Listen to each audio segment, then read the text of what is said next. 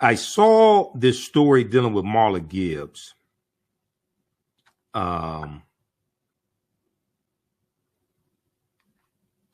Who played Florence Johnston on The Jeffersons, okay?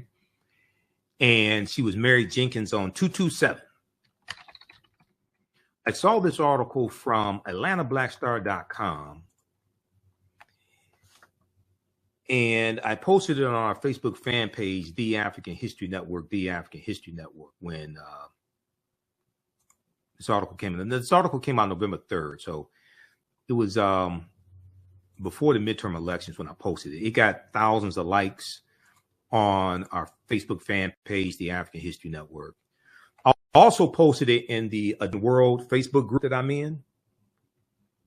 I posted it there as well, okay? Because I'm a big fan. Everybody, people that know me, they know I'm a big fan of the TV show A Different World. That show is such a powerful show. And it came on when I was in high school and then in college. So, that show changed a lot of our lives and inspired many of us to want to go to college or do better in college. That show was just transformational. But Marla Gibbs, who played the maid Florence Johnston, the Jeffersons' maid, for 10 seasons on the CBS show, The Jeffersons. She was interviewed by Sherry Shepherd, okay, on Sherry Shepherd's new talk show, daytime talk show.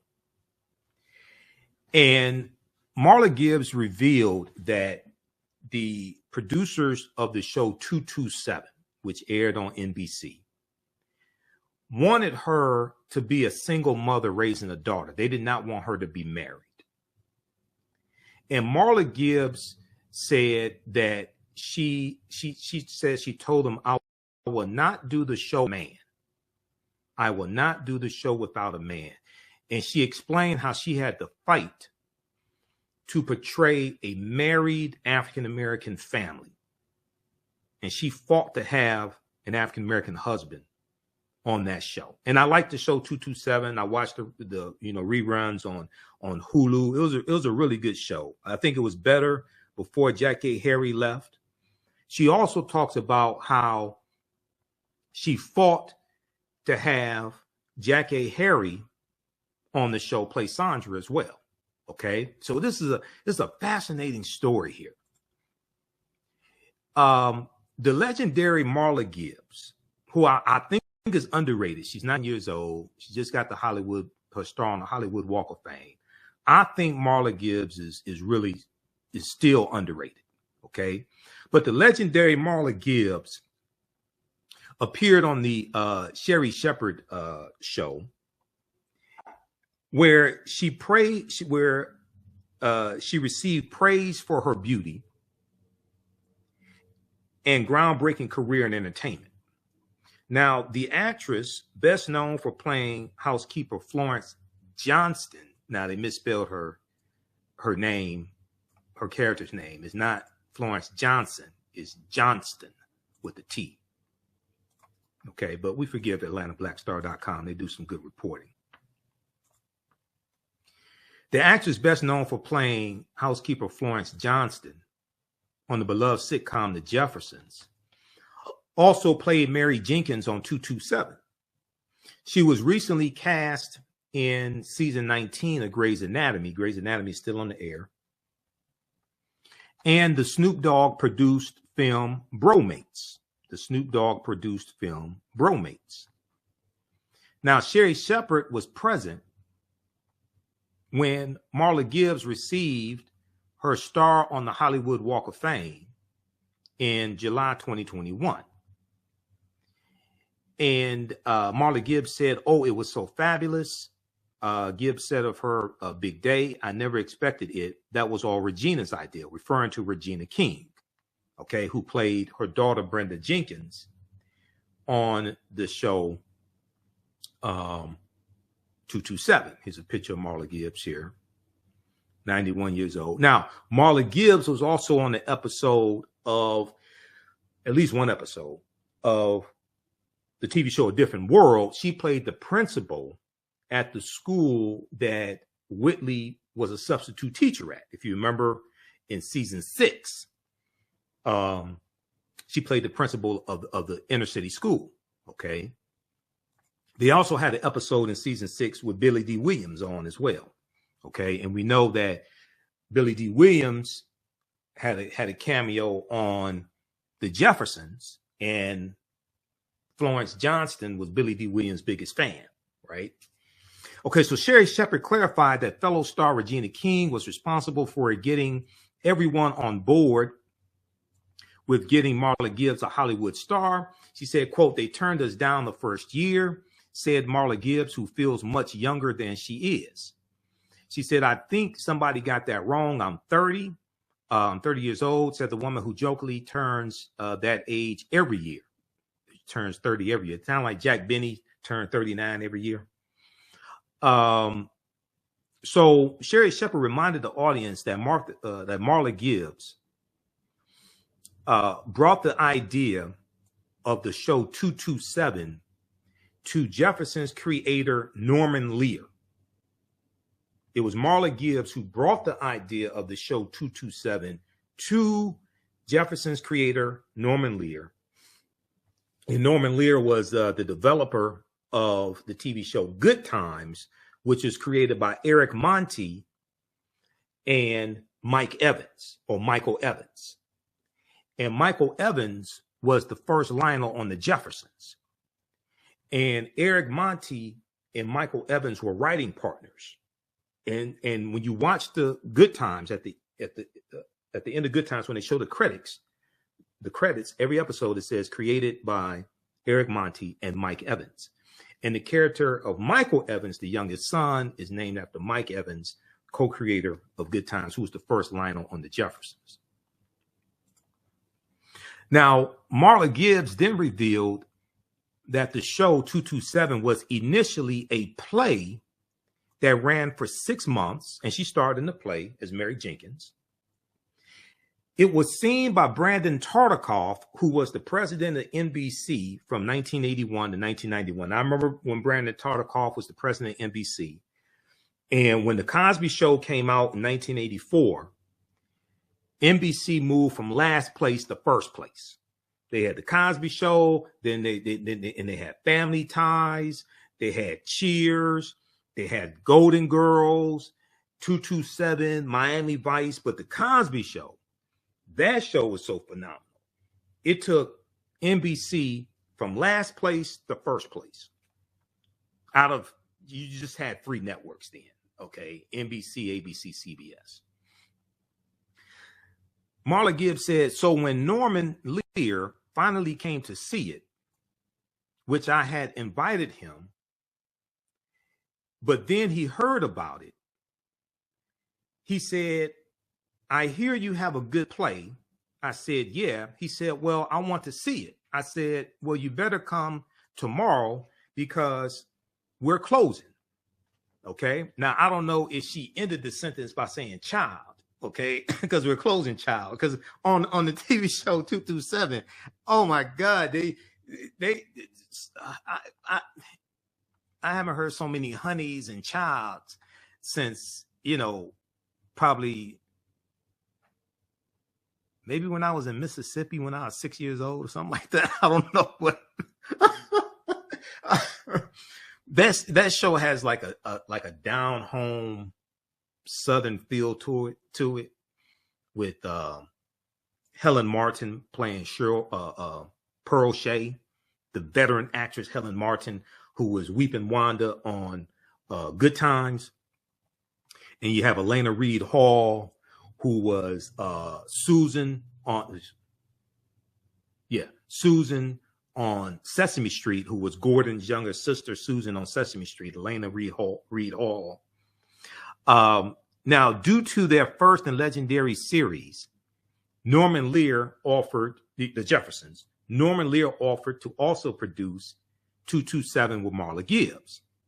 So Marla Gibbs said, so I said, okay, that's home. I'm already doing the Jeffersons.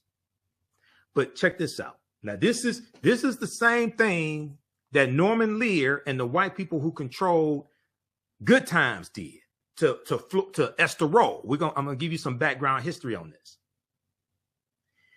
Marla Gibbs said, but then when I got it, the script and all that stuff, what they put together, Norman Lear had two other producers who were also African Americans, but they did not agree with anything I wanted to do. Now, she's the one who came up with the idea of 227 based upon the play that she was starring in. Okay? The 227 play. She's the one that comes up with the idea of the TV show. She said, Marla Gibbs said, when they wanted her character, Mary Jenkins, to portray a single woman, to which Marla Gibbs replied, I will not do the show without a man. I will not do the show without a man. Now, in the play 227, she had a husband in the play. For those who watched 227, Marla Gibbs' character was married to Lester Jenkins, portrayed by Hal Williams, African-American actor Hal Williams, who also played Lester Jenkins in the play. So you go from a play to a TV show. She has a black husband in the play.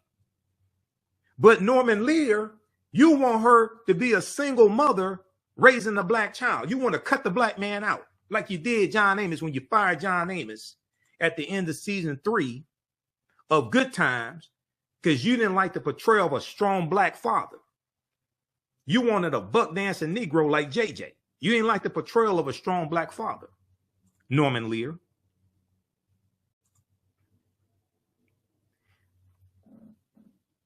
Their chemistry was already established between Marla Gibbs and Hal Williams, which made it easier to add lines and transform them into a series. The chemistry they had in the play made it easier to transform this into a TV series. Marla Gibbs had to fight for Hal Williams the same way she fought for actress Jackie Harry, who played Sandra Clark on the TV show 227. Now, Marla Gibbs used what power she had. And it may have been a little bit of power because we knew her from the Jeffersons, but she didn't star in the Jeffersons, right? She was the co-star. Sherman Hemsley, Isabel Sanford, they starred in the Jeffersons. The Jeffersons is a spinoff from All in the Family, okay? The Jeffersons is a spinoff from All in the Family. So Marla Gibbs used what power she did have in Hollywood to fight for these roles for African-American actors and actresses. She fought for Hal Williams because she wanted to portray, and remember on the Jeffersons, she was a single woman on the Jeffersons. She would date here and there, but she really didn't have a love life on the Jeffersons.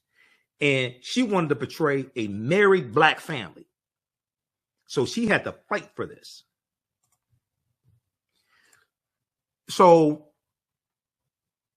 there was a tweet in the article here from Jamie A. Thompson, PhD.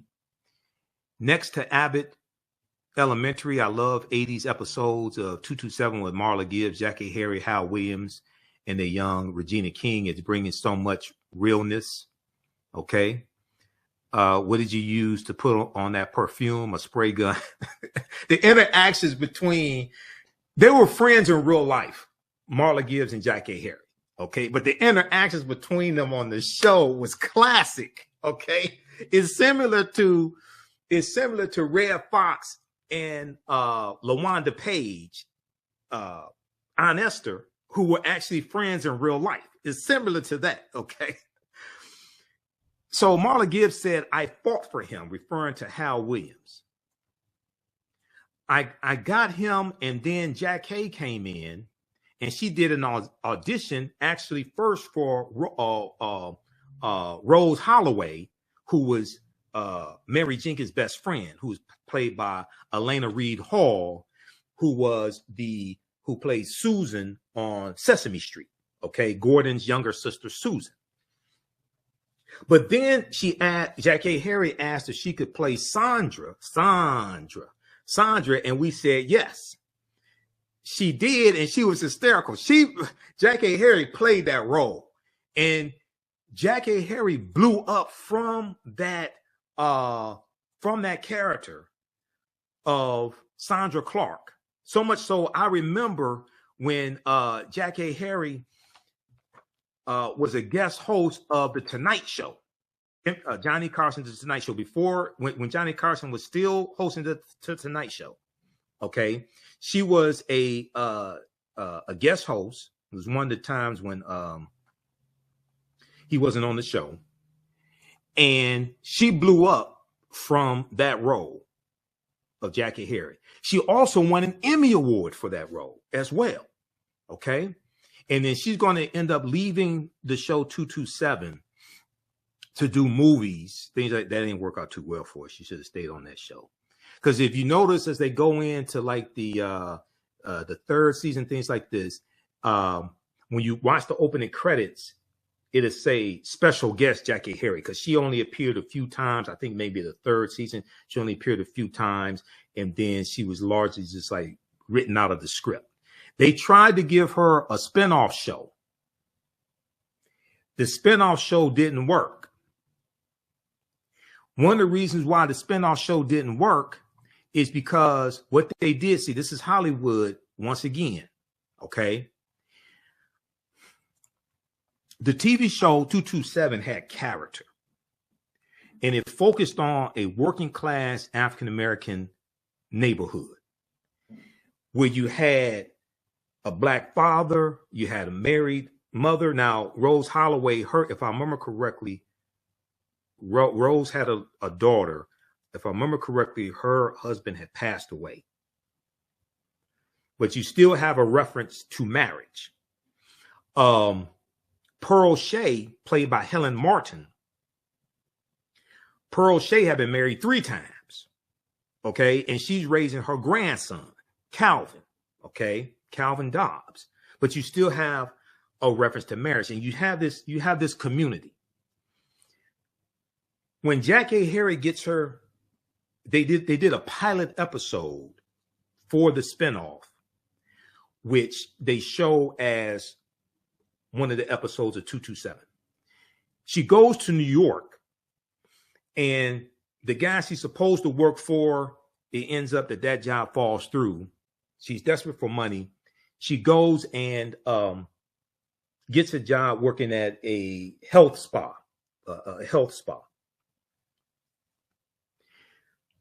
She's the only African-American character, except for one African-American guy who works at the health spa. All the other people are white. And she ended up not getting the show. They did a pilot. I don't think it tested well. But look at what they did. They built a loyal African-American audience, because we saw us and we saw this community, this black family and this black community. Then one of the stars of the show, you give them a spinoff and you drop her into a sea of white people. And you totally change the dynamics that drew us to watch 227 in the first place. When you do that, you also lock out a lot of African-American actors from opportunities, because you give those opportunities to white actors and actresses.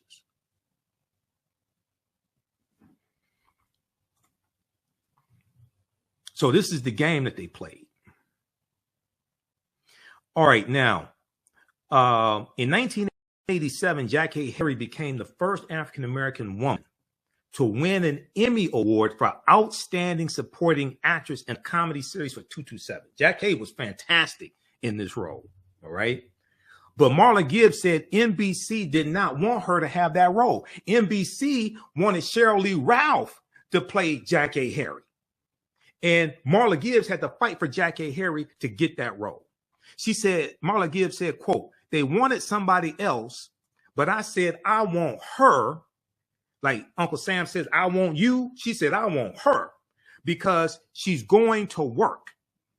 Marla Gibbs said Jack K is going to work.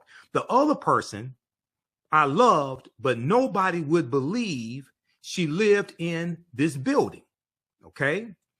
She was just sophisticated, Marla Gibbs insists, but Jack K was hysterical.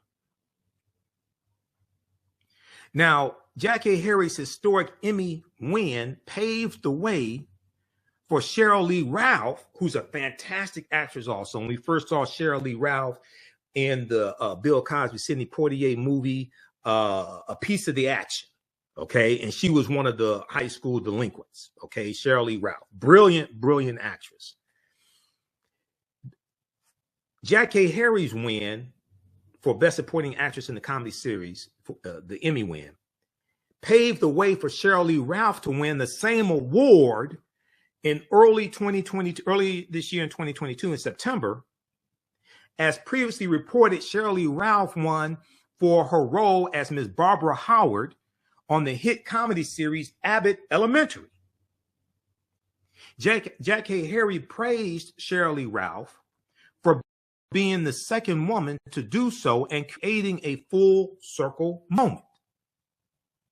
Jack A. Harry, who also starred in the TV show Sister to Sister with Tia and Tamara Mowry, and she co-starred opposite Tim Reed, veteran actress Tim Reed, who we probably first saw on the TV show WKRP in Cincinnati, okay?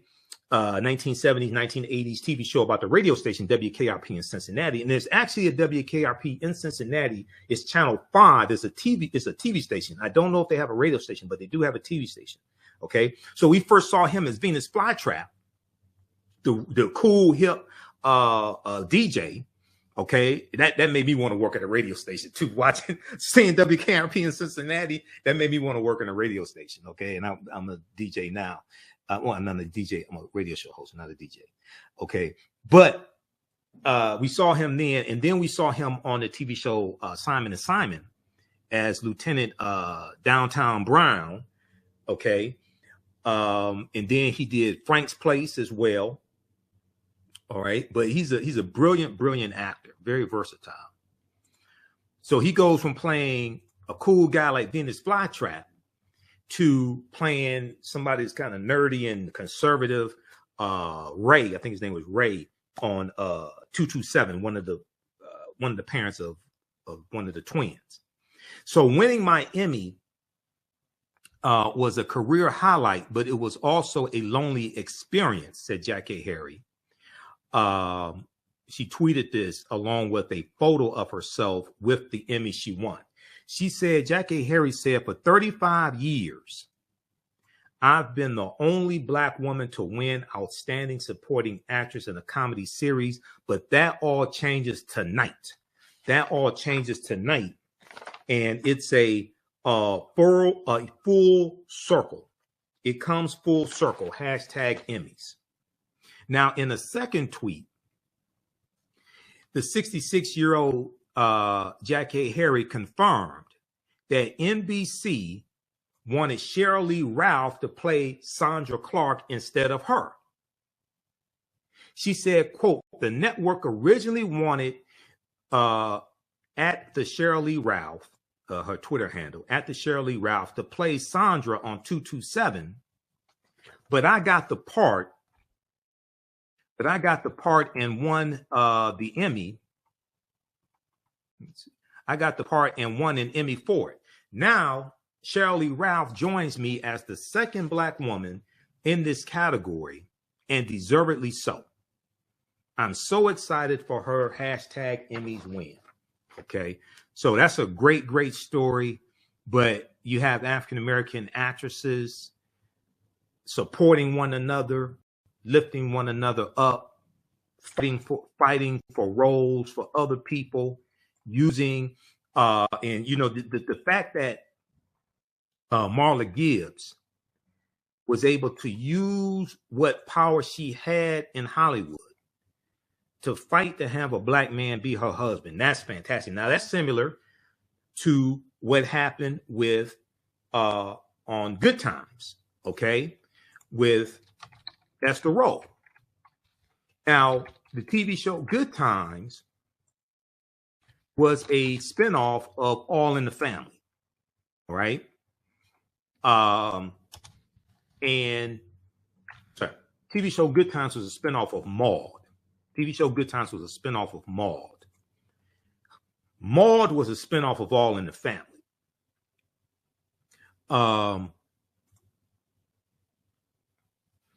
Maude was Edith Bunker's cousin, okay?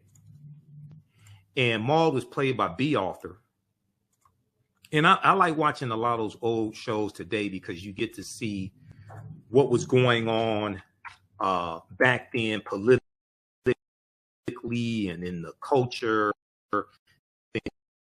One thing that I think is really important to note, and I'm all for women equal rights. I don't want you to misunderstand that, right? I'm all for women having equal rights, especially African American women. But on the TV show Maude, Maude is a feminist, and she's on her fourth husband. The husband that you see her married to, that's her fourth husband, okay? Her daughter is either separated or divorced, one of them. Her daughter is separated or divorced and moves back home with her young male, her young son that she's raising. So now this is at a time like early 1970s. This is at a time when you had the women's liberation movement. I'm all for women having equal rights, equal pay, equal rights, all that stuff. I'm all for that. But it's just interesting that Maude is a feminist and she's on her fourth husband. And her daughter is either divorced or going through a divorce. And raising her son on her own, basically on her own also. So Florida Evans was Maude's maid. Okay.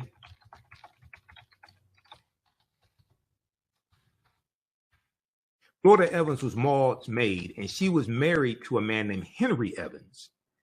Originally, it was played by a different actor, and then they brought in John Amos to play Henry Evans.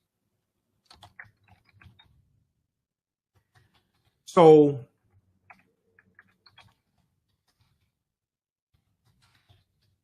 on the TV show Maude, John Amos, or Henry Evans, he was a firefighter.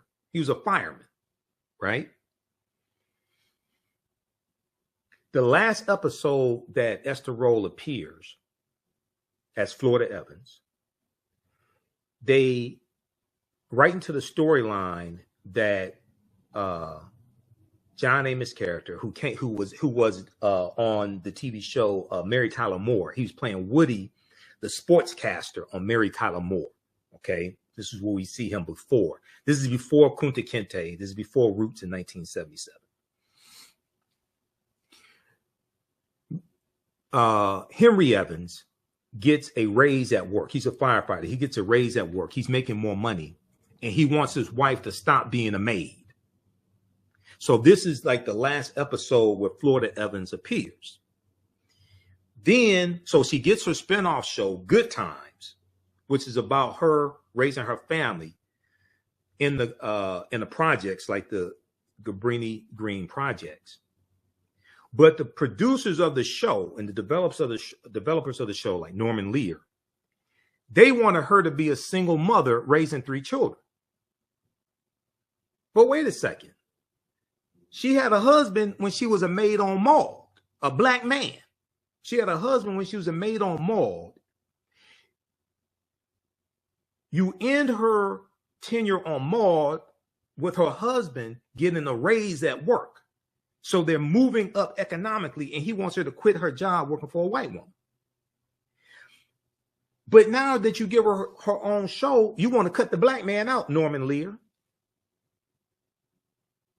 So Esther Rolle had to fight for Florida Evans to be married. Now, she was married when she was a maid working for the white woman.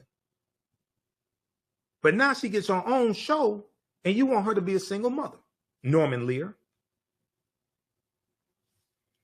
So she fights, and they capitulate and let John Amos continue the role that he played on Maude. But they changed his name to James Evans. And then when they bring in his father's name is Henry Evans.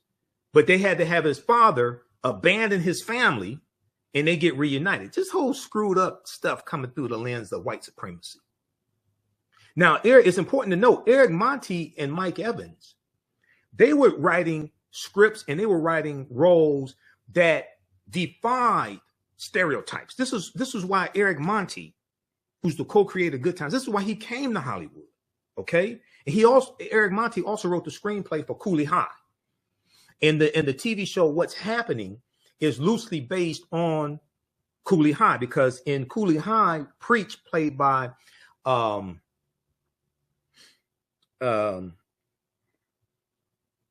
Thurman, who goes on to play Colonel Bradford Taylor on A Different World. Glenn Thurman's character of Preach wants to be a writer. Okay. And he also wore the black rim glasses. So Roger Thomas on What's Happening, he wants to be a writer.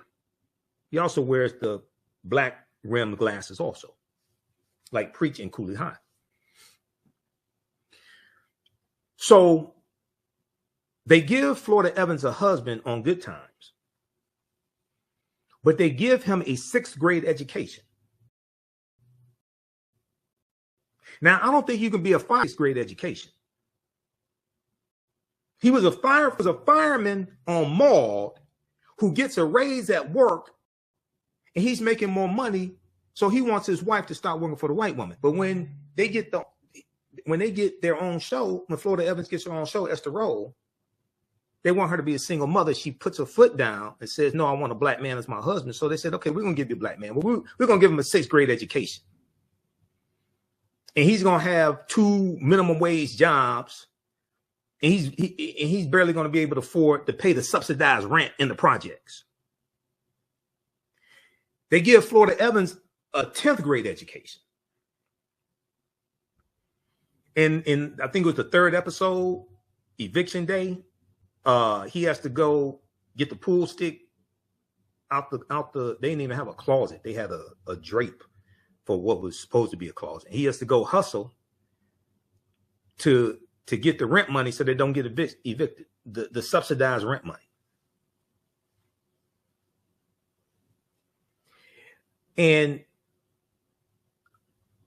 JJ becomes comedian Jimmy Walker becomes the breakout star of the show, but he's portraying a stereotypical character who's ignorant, barely literate. He is a fantastic artist, but this is something that they slip in on the cast. And Eric Monte and Mike Evans, because Mike Evans was the original line on the Jeffersons. So when Good Time starts, Mike Evans leaves Good Time. He leaves the Jeffersons portraying Lionel Jefferson. He goes to work on the set of Good Times full time as a writer and co-creator of Good Times. So then on the Jeffersons, they bring in another actor named Damon Evans, no relation, to be the second Lionel. Then when Good Times ends, about 1979, Michael Evans goes back to the Jeffersons and reprises his role as Lionel Jefferson. I also didn't like how Norman Lear and the other ones, the producers of Jeffersons, had to have Lionel and Jenny get a divorce. Why you can't have young people or younger people in their 20s? You can't have younger black people married? They have to get a divorce? Why? Norman Lear. I remember Cheryl Lee Ralph left the TV show Moesha because she played Brandy's mother, her stepmother, Moesha, on the TV show Moesha. And she leaves after the powers that be of the show wrote into the script that the black father in the show cheated on his wife. And Sheryl Lee Ralph didn't like that. She said this was a good show. You had a good black family. You had a black father. Why'd you have to write infidelity into the script and ruin the show? If I've done a lecture series called The Media's Deliberate Destruction of the African-American Family. And we deal with like the history of media and TV shows, things like this. And I interviewed Bernadette Stannis twice on the African History Network show, who plays Thelma Evans. So I did a lot of research preparing for my interview with her also. And this is one of the books that was part of my research for my lecture series and my interview as well with Bernadette Stannis.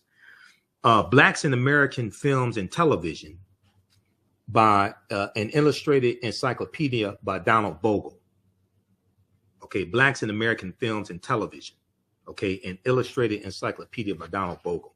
So all the movies and TV shows that had like a significant African-American character up until maybe about 1987, 88, because this book came out in 1988, they have an entry. They have an encyclopedic entry of it here. And they have one for Good Times. So it's broken up between TV and movies. Okay. So they have one here for Good Times. It's in alphabetical order. So they have one here for the Jeffersons, January 18th, 1975 to June 23rd, 1985. So they have one here for the Jeffersons. The crazy thing about the Jeffersons is that when the show was canceled, they didn't tell the cast, really. I remember, if I remember correctly, Mips said she learned that the show was canceled after 10 seasons by reading about it in the newspaper. And even the unsung Hollywood edition of TV One that they did on the Jeffersons, they talk about that there as well. The Jeffersons was on for 10 years. CBS, the producers, they did not give them a finale show. They did not give them a wrap-up show. Basically, they did not tell the cast that the show was canceled. They read about it in the newspaper. Just total disrespect. Just total disrespect. Landmark TV show like that. But they have an entry here for Good Times. I'm just going to share an excerpt with you because we have to get out of here. How's everybody doing? Also, if you like this type of information, you can support the African History Network, $ the AHN Show through Cash App, $ the AHN Show through Cash App, also through PayPal. PayPal.me/the AHN Show. And we have the information on the homepage of our website. This helps us keep doing the research, stay on the air, keep broadcasting, pay some of the bills, cover expenses when I got to travel out of town, etc., like I had to do to Washington, D.C. If you look at this entry here for Good Times, this is page 275 and 276 of Blacks in American Films and Television. So they have the entry here for Good Times. Okay. Also, Give Me a Break is on there also. Nell Carter, Give Me a Break. Unfortunately, a stereotypical role taking care of a white family. So Good Times aired February 8th, 1974 to August 1st, 1979. Aired on CBS, created by Eric Monty and Michael Evans, developed by Norman Lear. Look at this right here. Developed by Norman Lear. Okay, I don't know if you can see this.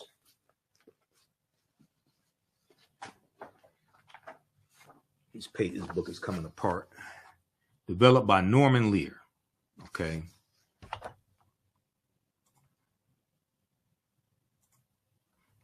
want you to see all this here.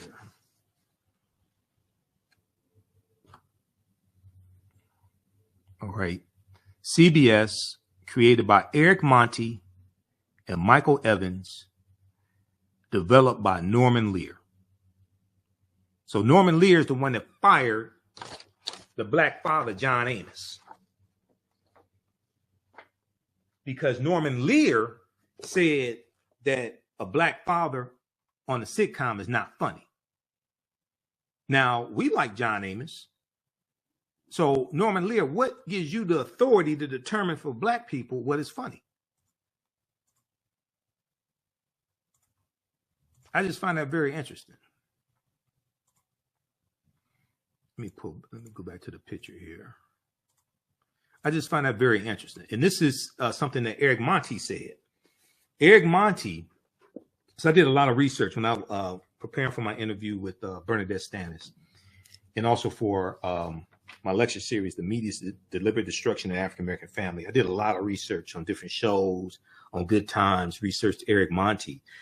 Eric Monty said that Norman Lear kept telling him, you have to get rid of that black father. You have to get rid of that black father. He said a black father on a sitcom is not funny. Okay. Now, Archie Bunker on All in the Family was funny. He's white. Why can't you have a black father that's funny also? He doesn't have to be a clown. You know, John Amos was funny, but he wasn't a clown. You don't have to be a clown to be funny. Here's an excerpt of what the entry says by Donald Bogle. This half-hour weekly series about the problems and joys of the Evans family was the 1970s first family sitcom and has been considered something of a groundbreaker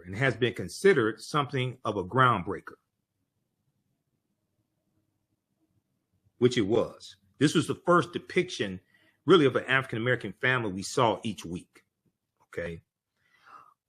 Clearly, it can be credited with having introduced to national TV a new point of view of African-American life. The series offered a portrait of an African-American family living in the slums, a tenement building on Chicago's South Side that is referred to as Cockroach Towers, quote unquote.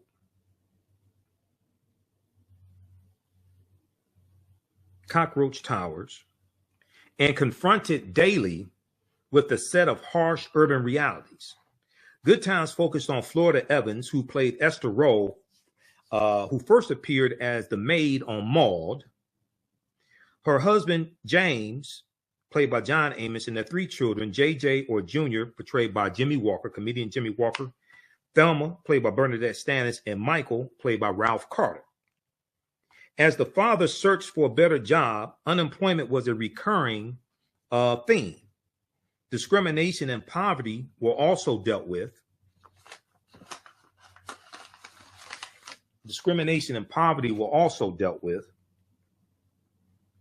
Disgruntled and angered by his economic plight,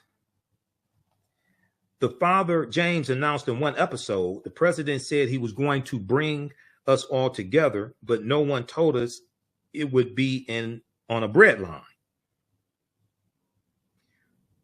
So if I remember correctly, he's referring to President Gerald Ford after Nixon resigned from office. After Nixon resigned in August of 1974.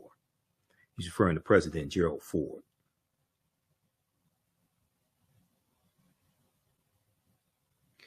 Okay, now, weekly, the show's theme song spoke of temporary layoffs and easy credit ripoffs and keeping your head above the water, making the wave when you can. Temporary layoffs, okay? Also, it says hanging in a chow line, C-H-O-W, not hanging in a jiving. It's hanging in a chow line, like a food line, a bread line. Good Times managed to touch on some of the language, the rhythms, and attitudes of ghetto experience, seen at one point in some 18 million homes. The series seemed to elicit viewer identification from African Americans and whites alike, who saw the struggle for economic and social survival of the Evans family as being part of their own. Always stressed, however, was the theme of America as a land of opportunity. There was also a lot of love in the home. James and Florida Evans, they had a lot of love for their children, so there's a lot of love in the family, but they also stressed education. They stressed education for their children. They stressed that they wanted a life better for their children, and they were willing to sacrifice to have a life better for their children as well. So we saw an emphasis on going to college. We saw an emphasis on, going into careers. Thelma to be a doctor. She dabbles with writing a script for a play as well. We see Michael go to college. Michael wants to be an attorney. He wants to be a Supreme Court justice like Thurgood Marshall. So we see these themes in the show, which really helps to pave the way for a Cosby Show in 1984, because with the Cosby Show, you see the actualization of some of the dreams that Florida and John Amos had for their children in the projects. So we see Claire Huxtable, who's an attorney, who college graduate from Hillman College. She's an attorney. We see Heathcliff Huxtable, who is a doctor, graduates from Hillman College, fictitious college, Hillman College as well. They're married. So the dreams that we see Florida and James have for their children, Michael being an attorney, Thelma being a doctor, we see the actualization of that with the Cosby Show. And then they have their own children, and they want something better for their children than what they have. But their children grow up in a middle-class neighborhood, so their children don't have the same drive that the civil rights generation had. Their children don't have the same drive and determination. Eventually Theo gets his act together, things like this. Eventually Lisa Bonet, her character, Denise, she goes back to college, Medgar Evers College, okay? But they don't have the same drive and determination that their parents had, that civil rights generation. Okay, so seen at one point in some 18 million homes, the series seemed to elicit viewer identification from blacks and whites alike who saw the struggle for economic and social survival of the Evans family as being part of their own. Also, the TV show The Jeffersons paves the way for the Cosby Show, because we see an upwardly mobile married couple with the Jeffersons moving to a deluxe apartment in the sky. And incidentally, the theme song for the Jeffersons was written by Janae Dubois, who played Walona Woods on Good Times. Okay. Fish don't fry in the kitchen, beans don't burn on the grill. A whole lot of trying just to get up that hill. Now we're up in the big leagues, getting that turn that bat. Okay. As long as we're living as you and me, baby, ain't nothing wrong with that. So that's Janae Dubois. Now, Janae Dubois and Esther Rolle were sorority sisters in Zeta Phi Beta Sorority Incorporated also. This is just a little known African-American history fact. Now, always stressed, however, was the theme of America, a land of opportunity. And in some cases, white viewers were permitted to patronize in some, hold on just a second.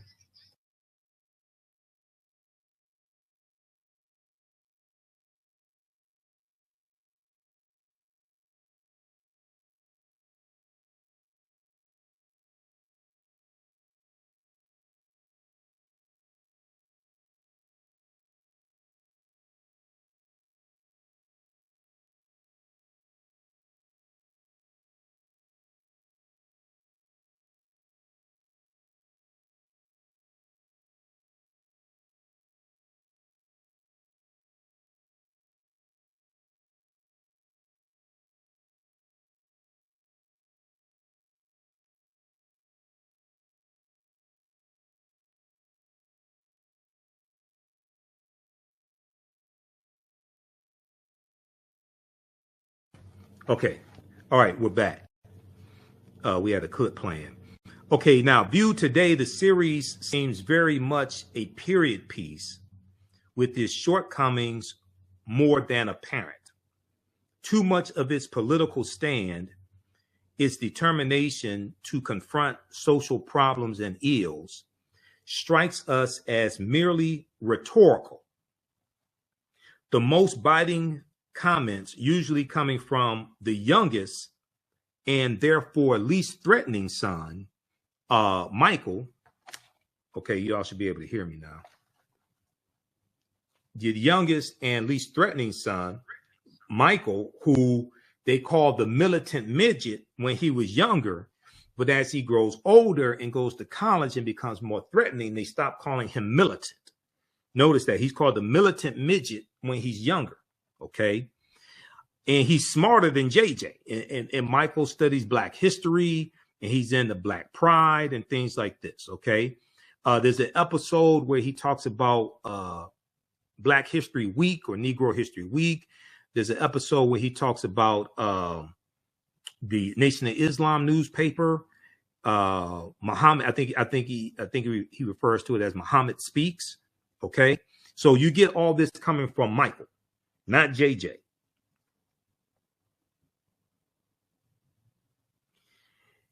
So Michael, who studiously keeps himself abreast of Black history and achievements, and who writes my favorite person school essays on Malcolm X and Jesse Jackson.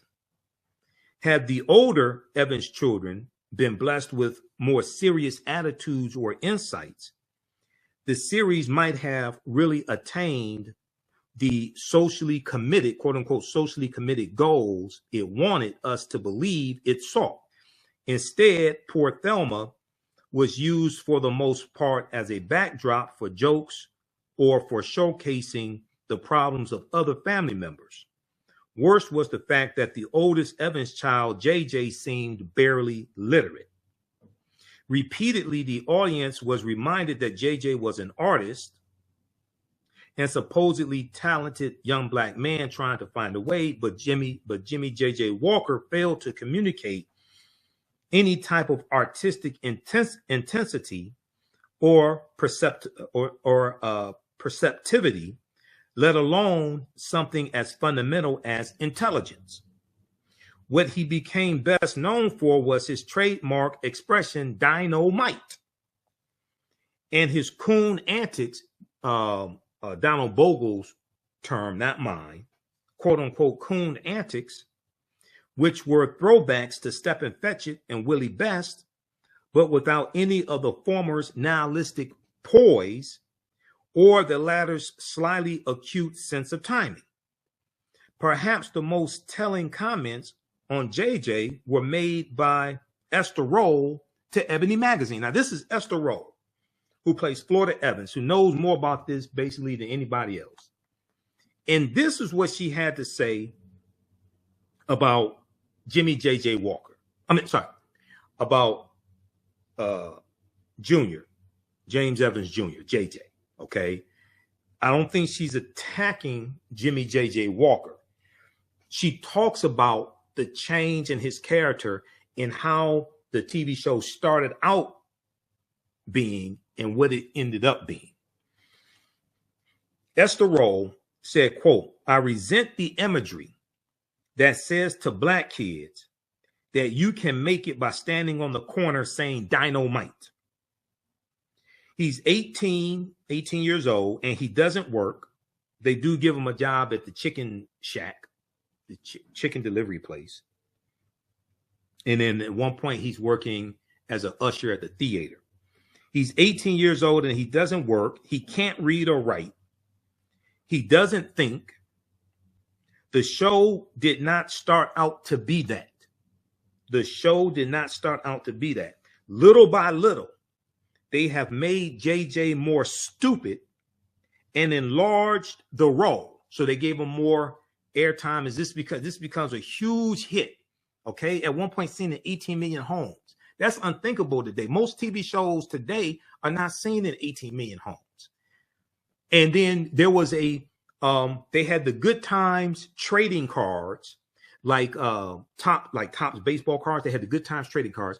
Also, Jimmy J.J. Walker had his own dial, the JJ dial, and it was because I had one when I was a kid. They had a stuffed dial, and they had the J.J. Walker dial, had his hat, everything, and they had a cord that you pulled in his back, and it said it had recorded messages of J.J. Walker. Okay, and one of them was Dynamite, and I don't remember the other ones that they said. But I remember Dynamite because I had the dial when I was a kid, right? So Esther Rolle goes on to say, negative images have been quietly slipped in on us through the character of the oldest child. And she talked about how that's not how the show was originally supposed to be. That's not how the show started out, but this is how it ends up. Okay. And as he becomes a fan favorite and people wait for him to say Dynamite each episode, he becomes really popular. He gets more screen time. Okay, so read the rest of this here, page 275 and 276 of this book here, Blacks in American Films and Television, an illustrated encyclopedia by Donald Bogle. Okay, you got Red Fox right here. You have Eddie Murphy, Beverly Hills Cop, all of that. So fantastic. That's out of print. I don't even take that out of the house anymore. That thing's out of print.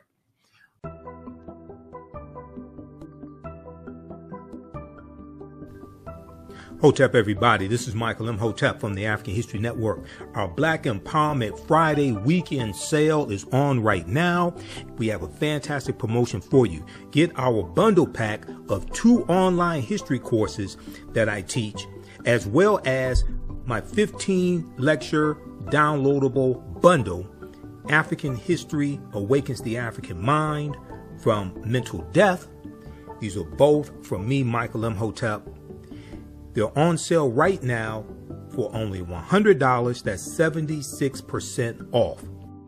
My first online history class is Ancient Kemet, the Moors, and the Ma'afa, understanding the transatlantic slave trade, what they didn't teach you in school. Kemet is one of the original names for Egypt. We deal with thousands of years of history and what leads up to the transatlantic slave trade taking place.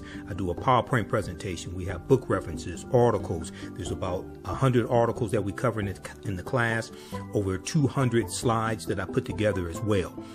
And there are also video clips, including excerpts of interviews I've done with some of our historians and scholars, as well as Renoka Rashidi, Professor James Small, Anthony Browder, Professor Kabahaya Wafa Kamene, and Dr. David Imhotep.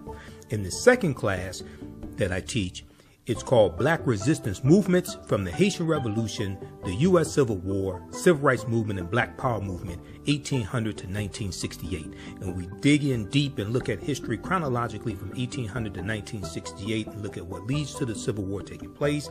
We study the Jim Crow era, the Reconstruction era, 1865 to 1877, World War I, World War II, Civil Rights Movement, Black Power Movement, and the Great Migration, 1915 and 1970, to understand what happened to us after slavery ended, what were the laws and policies put in place to put us where we are today, to understand where we need to go from here. I created both of these classes, created the curriculum, chose the content as well. This sale has been extended to Sunday, December 10th, 2023. Visit our website, AfricanHistoryNetwork.com, AfricanHistoryNetwork.com. You'll see the promotion at the top of the page.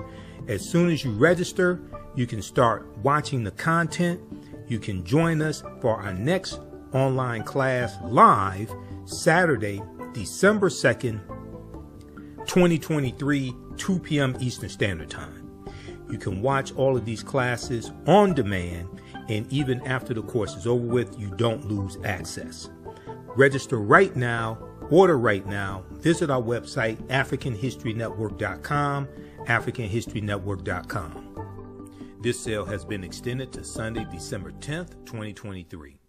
Also, if you'd like to stop for information, you can support the African History Network, $ the AHN Show through Cash App, $ the AHN Show through Cash App, also through PayPal, paypal.me/the AHN Show. This helps us keep doing the research, stay on the air, keep broadcasting, pay some of the bills. All right, we have to get out of here. Remember, right now it's correct wrong behavior is not over till we win. We'll